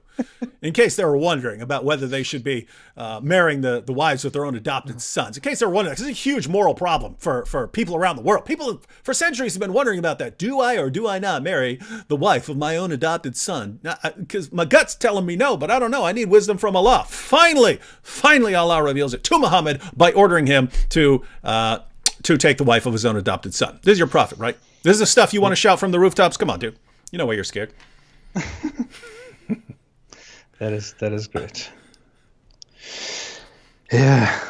Oh yeah, and when the wife says, I don't want to have this marriage, then just say, if Allah makes an order, you are not supposed to question that order. You're supposed to follow that order. That's exactly what the Quran says. That doesn't sound suspicious at all. Yeah. Yeah. Muhammad's the pattern of conduct, dude. Anyway. Hey, Umar, would you marry the wife of your own adopted son? Oh, wait, you can't have an adopted son because Islam abolishes adoption. So what's the point of the It's the same chapter where adoption is abolished. What's the point of having Muhammad do it? You see the problem? You see the problem, dude? See, I can ask you, hey, would you marry the wife of your own adopted son? So what? Adoption? We don't do that in Islam. Right. What was the point of the revelation? Because Surah 33, verse 37, Allah says, Muhammad, this is why you absolutely must take that super beautiful woman that your adopted son is married to, take her for yourself. You have to do it to set an example so that everyone else understands they can do this too. But then, in the same chapter, abolishes adoption so that the situation will never again arise. It's Muhammad, I really need you to do this thing so that everyone knows it's okay, even though the situation is never going to arise again. This is the wisdom of Allah.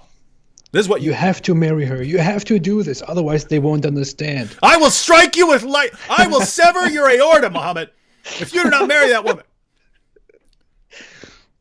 Wow. Yeah, well. Yeah. I was going to say something. I don't know.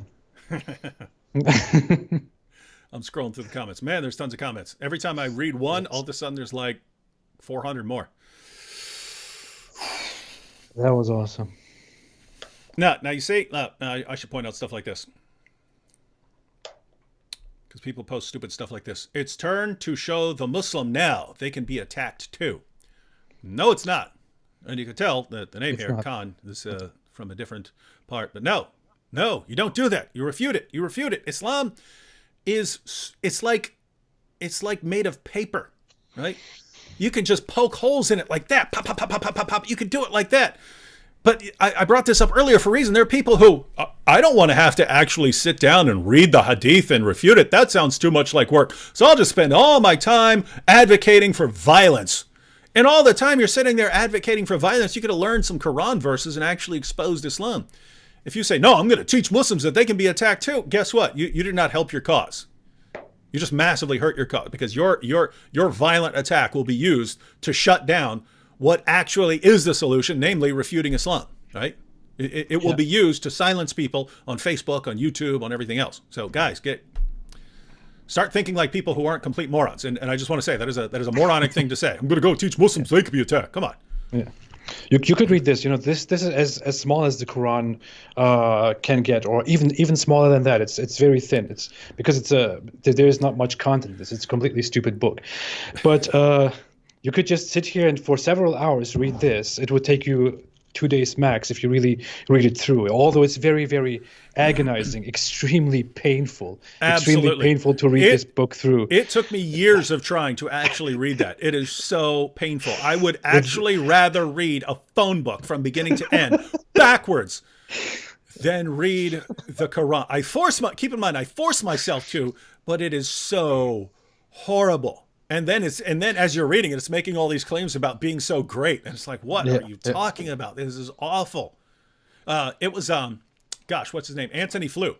Antony Flew, one of the leading philosophers of religion of the 20th century, was asked, so he was an atheist and then he became a kind of theist. He didn't accept Christianity or Islam, but he was asked to compare them. And he drew 3 comparisons, ladies and gentlemen.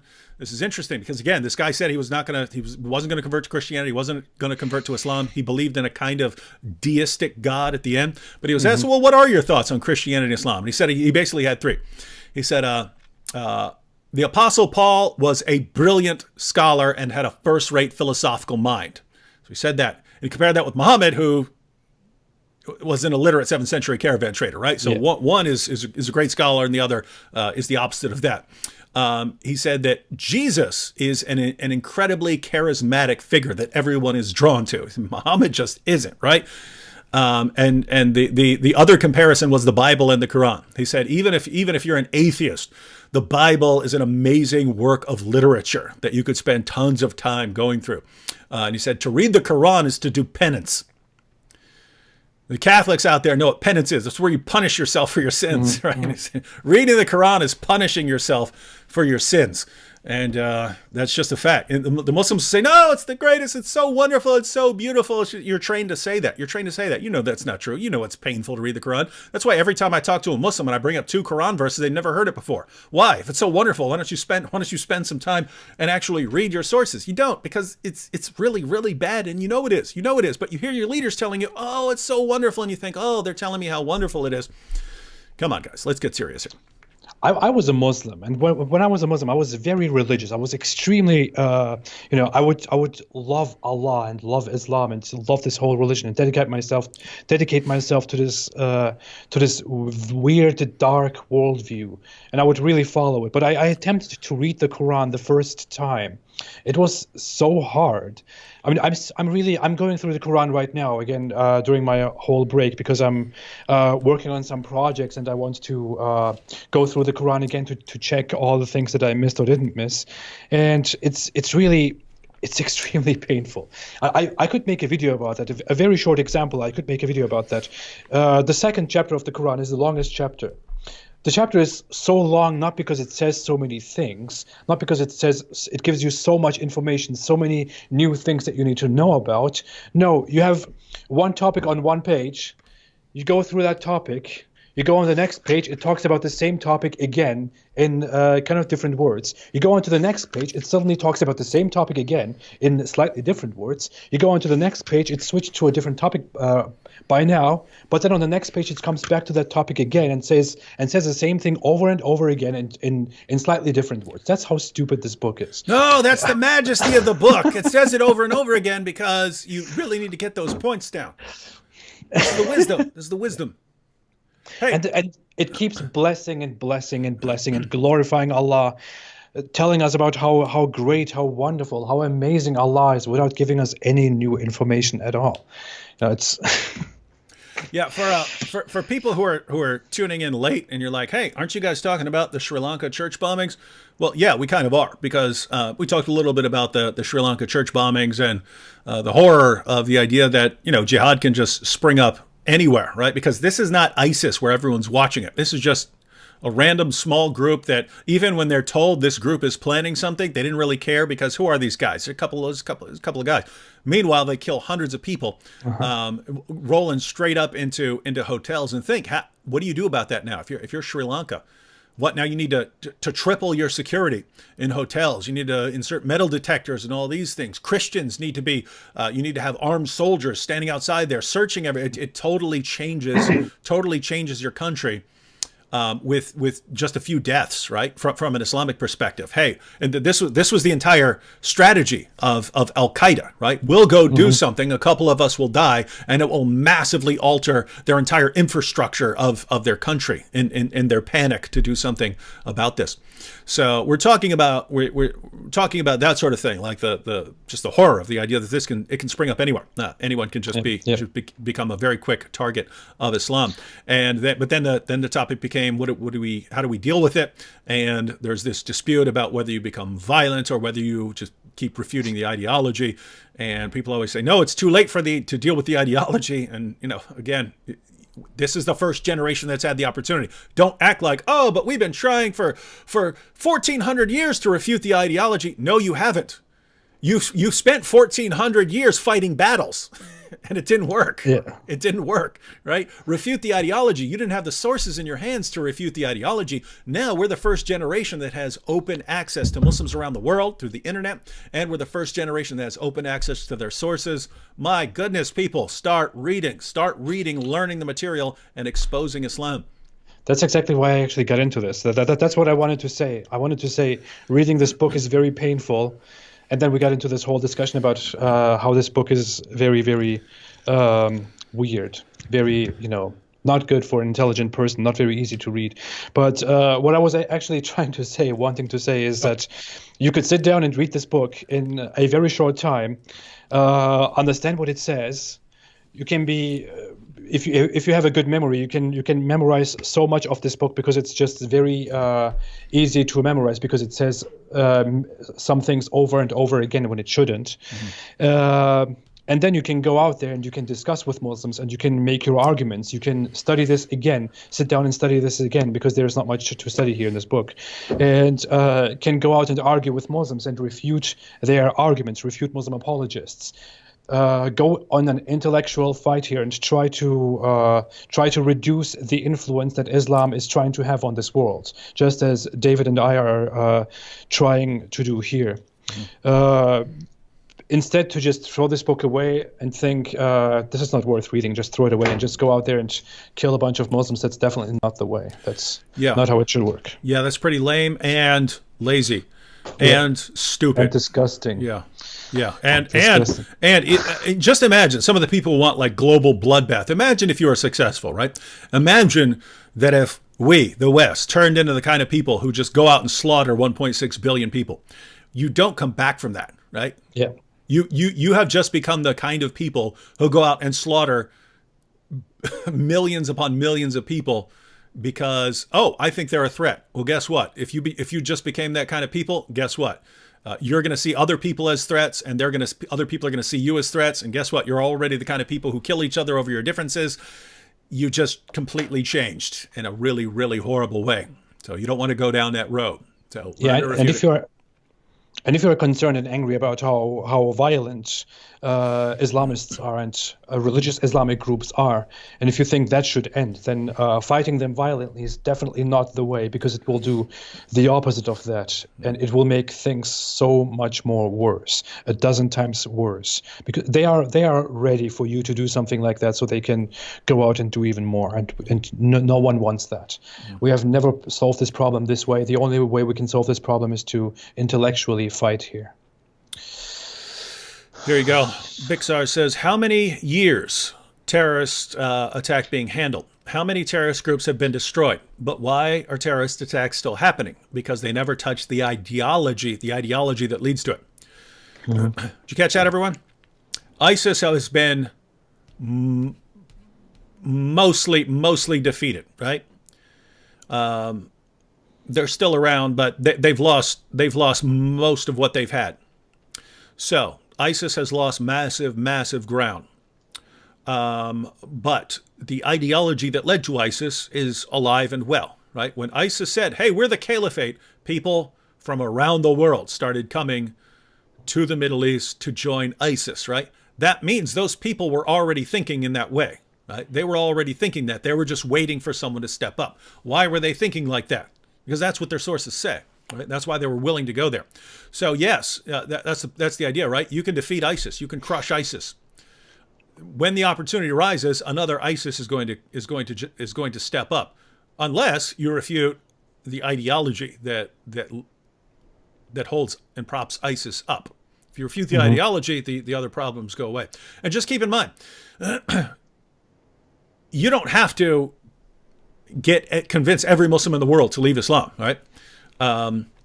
As long as you really weaken the ideology so that people have some doubt, so that a bunch of people do leave Islam, so that there are tons of former Muslims criticizing Islam, so that the basic facts about Islam are common knowledge, so that Muslim preachers can't come into an area and say whatever they want and mislead people because there are too many people there who know the truth.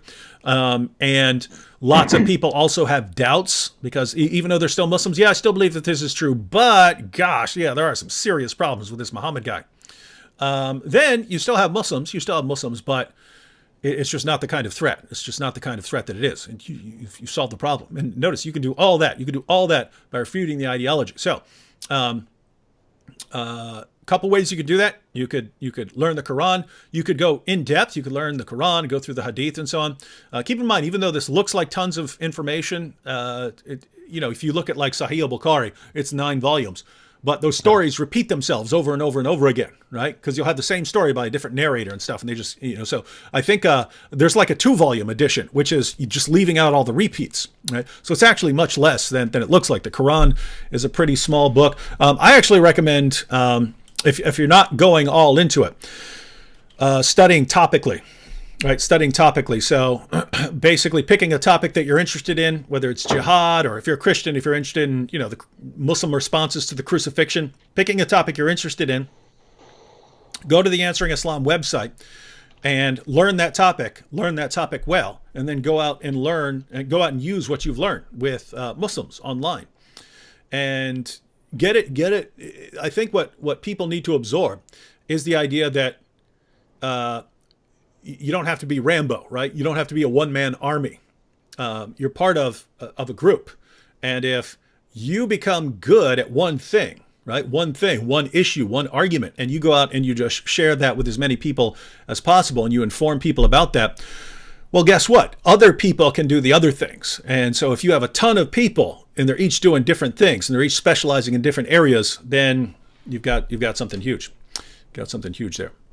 By the way, I have for all those who are looking for a good translation, an accurate translation without bias, especially without pro-Islamic bias. There is a translation that I have recently become familiar with, which is Alan Jones translation of the Quran. I started taking that as a reference recently, and I have found it very accurate and very useful. I would personally suggest that. Mm-hmm. Which one did you like? Alan Jones? Alan Jones, My favorite Quran translation, not in terms of its accuracy, he does try to water some things down, but it's the Oxford edition by I forget his name, something Halim, but yeah, I don't get it right. So it's the normal like Oxford Classics edition, but the idea is he's a good English writer, and the Quran is very, very painful to read in any language, but he does a good job trying to make it make sense in English. So compared to like the Hilali Khan or the Yusuf Ali, much easier to read, I found. Muhammad Abdul Halim. That's I think that's what you mean. Muhammad Abdul Halim translation. Muhammad A.S. Abdul Halim. Yeah, I looked into that too. I found it very much easier to read than many others that we have. But yeah. Hey, so, go ahead. No, go. Oh, I was just going to respond to Umar Mujahid here. Umar Mujahid says, most of you Christians are not the true follower of Prophet Jesus, peace be upon him. But some of you Christians are follower of teaching of Prophet Jesus, peace be upon him. Do you notice something here in his comment? Hey, Umar, you want to know who's truly following Jesus? Let me read a verse for you. This is Gospel of John, the favorite gospel of Muslims to go to when Ahmed Deedat or Zakir Naik or anyone wants to show that Muhammad's in the Bible. Where do they go? Gospel of John. So you know this is as good as gold. John chapter 6, verse 40, Jesus says, This is the will of my Father, that everyone who looks to the Son and believes in him shall have eternal life, and I will raise him up at the last day. So this is Jesus saying the will of the Father is that you should look to the Son and believe in him. And if you look to the Son and you believe in him, you will have eternal life. And he, the Son, will raise you up on the last day. Now, are you following that? Because that's the words of Jesus.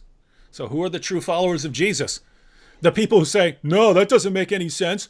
Oh, that's stupid. I reject that. Oh, I don't believe that. Those are the true followers of Jesus, right? The people who mock and laugh at what Jesus said and ridicule it. What about when Jesus repeatedly said that he was going up to Jerusalem to die? What about when Jesus said that he has come not to be served, but to serve and to give his life as a ransom for many? Is that what you believe? That Jesus died as a ransom for others? Is that what you believe? So who are the true followers of Jesus? Let me guess. The people who actually believe what Jesus said, those are the false believers. Those are the false Christians. The true Christians are the ones who reject everything that Jesus said and just believe in Muhammad. This is brilliant Islamic reasoning at its finest, ladies and gentlemen. Yeah, Umar Mujahid also thinks that that Jesus is a prophet. He also probably thinks that Jesus is a prophet in the merely a prophet in the Christian faith. I've come across many Muslims who think that because they are not familiar with what Christianity actually teaches. That Jesus is only a prophet, nothing more than that. Omar, you should educate yourself about the subject matter, really. He doesn't want to do that. No. All right, David, do you want to slowly? Yeah, we'll wind it down, so we're definitely off in the next 18 minutes. 18 minutes, really? Oh well, I mean, no. If you're getting worn out, man, I'm worn out too. I've been worn out all day. Yeah. All right, I'm currently taking rest. It's being a little bit hard on me sometimes. All right, guys, we're gonna wind it on. We're gonna wind it on down now. The first and last here says, I want to do a live show one time with you. I'm a Christian Arabic speaker. I debate Muslims and teach about real Islam. God bless. Well, first and last, you've been banned from YouTube, so you are clearly a bad person and a bad influence. And we're just going to have to. You deserve to be blocked. You know what's sad is that's actually how it works.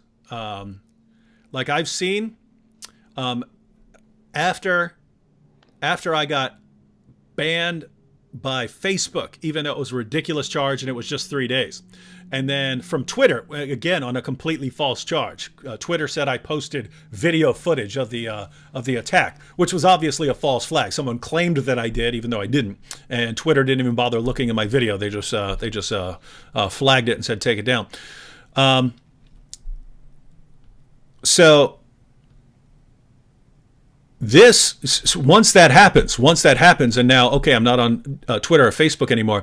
Now they're contacting other platforms and saying he's already been banned for hate speech from Twitter and Facebook, so you should take him down too. So that's how it snowballs. That happened to Robert Spencer, right? So he got banned from the UK. Just completely ridiculous claim. We don't want him here. It's going to be bad. There's going to be an uproar and stuff like that. But then that gets used. So then they go to like Visa and stuff like this. Visa, you can't allow people to send money to Robert via Visa or Patreon or something like this. He got banned. He's so hateful. He got banned from the UK. And then once you're banned from Visa, then they say, look, he's been banned by Visa and he's been banned from the UK and stuff like this. And it just keeps snowballing. And you never need any actual substance on why someone is being banned. But yeah, first and last, yeah, we'll do something. So send me a message because you're obviously going to get taken down. And what would be awesome is if my channel gets taken down just because I have you on there when you're banned. Yeah. All right. You see anything else you want to respond to? No, I just want to thank everyone for the participation, for the amazing participation, for great comments, all the nice words people say during the entire live chat, both to you and to me. Thanks, everyone, so much. Oh, wait, one more here, because this is relevant to both of us. Sasha says, why do Christians support Imam Tawhidi? So you're not a Christian. But why would lots of people be fine with Imam Tawhidi? Do you want me to answer that question? Yeah, go ahead, and then I'll give my Well, thoughts. I would say many support him because he's being a very fair imam. He's he points out all the stuff that is wrong with the current Islamic world, or everything that is wrong with how people practice Islam and the Islam people believe in. For all those who don't know, Imam Tawhidi doesn't believe that people who follow Islam majorly in this world are following Islam correctly, and he thinks all these horrible, terrible acts that are promoted in the version of Islam that the vast majority of Muslims believe in are a kind of a perversion, and that Islam and that Muslims as a community need to be reformed and need to focus on more modern, more productive, more peaceful ways, like living in a modern society and following the rules and laws and morals of a moral society, of a modern society. That's what he says. And in this on this quest, he works together with many Muslims.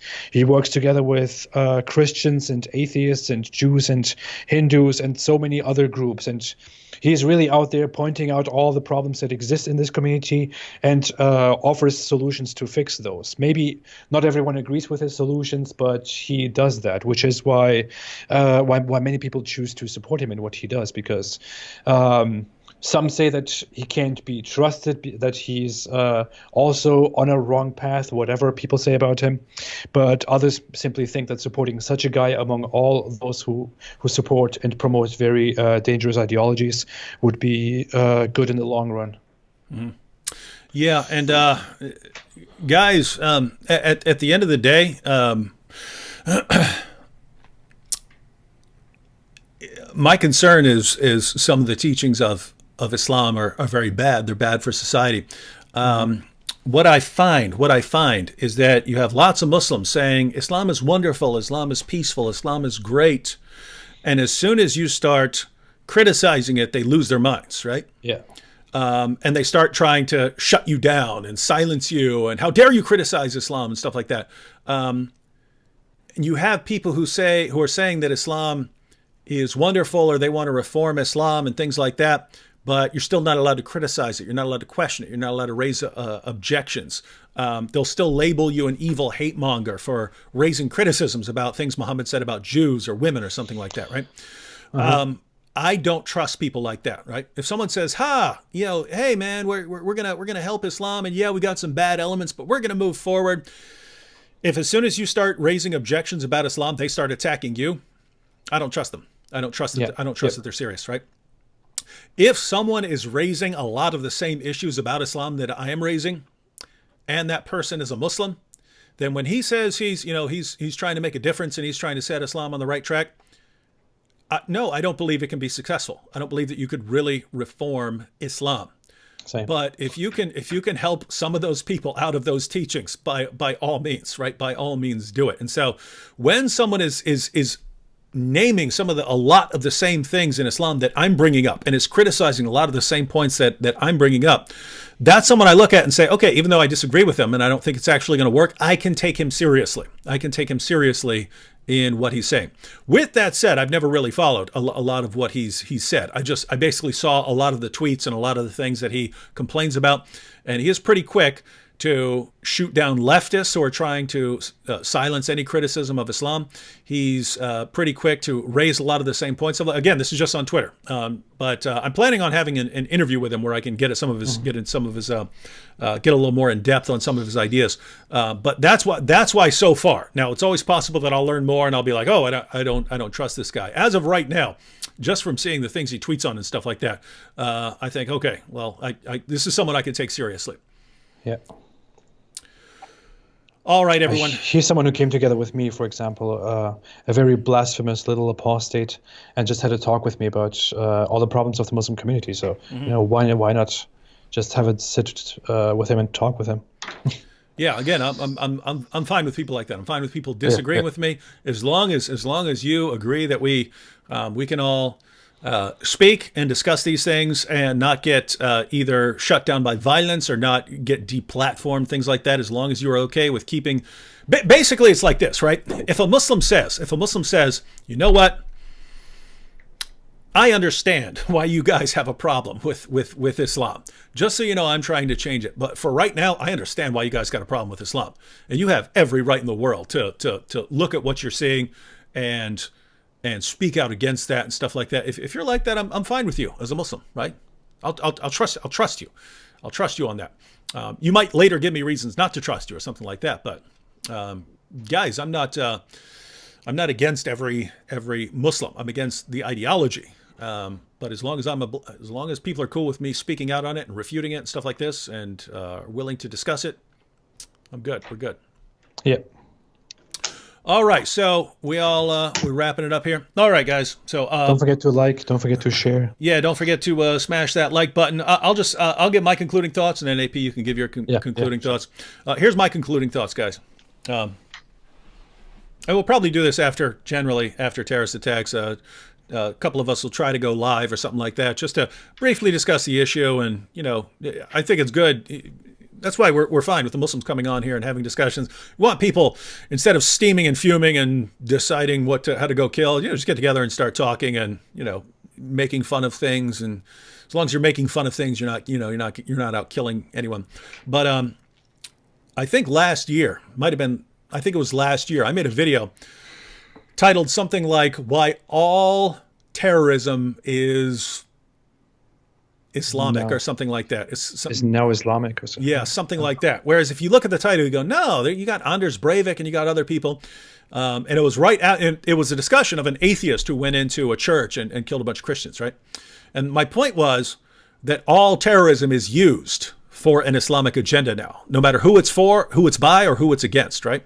And back in that instance, it was an atheist shooting Christians. You think, what does Islam have to do with this? Well, if you went to Muslim social media pages, it was, you see, they're not going after this guy's ideology. People aren't trying to refute his ideology. They're not asking questions about where he got this information or who he's associated with. But if you're a Muslim, then they go after your ideology, which again is total nonsense, right? It's total nonsense. The media bends over backwards to shield Islam from criticism.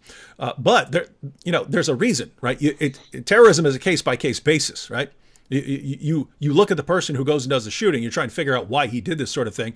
And if it looks like he's connected to some bigger group, then you do go after the bigger group. You do go after the bigger group. In that case, he was just a really, really weird, sick, angry hothead, right? He's not attached to anyone else, so there's nothing to go after, right?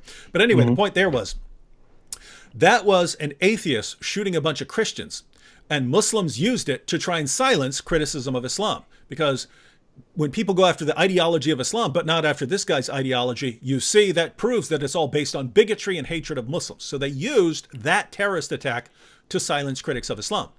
When there is an actual Islamic terrorist attack by Muslims killing unbelievers, that gets used to silence critics of Islam, because Muslims come out and say, oh, but there's going to be an anti-Muslim backlash and Muslims are going to get slaughtered. So people actually try and shut down criticism of Islam. Not to mention the actual impact of the terrorist attack, which is you might get killed if you speak out against Islam.